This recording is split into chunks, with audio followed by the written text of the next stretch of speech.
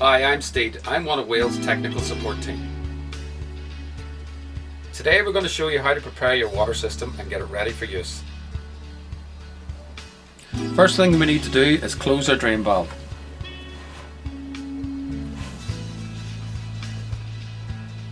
The next thing we need to do is open the furthest away hot tap from the water heater. In this case, it's the kitchen sink.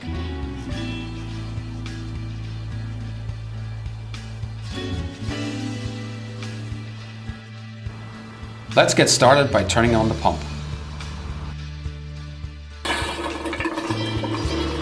Leave the hot tap open until all air clears from the water heater and the water starts to run smoothly.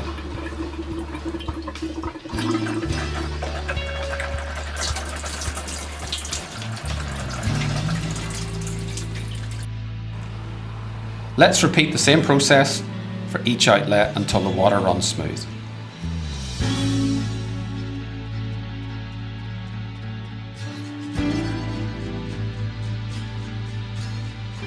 Now the system is primed and you have smooth running water.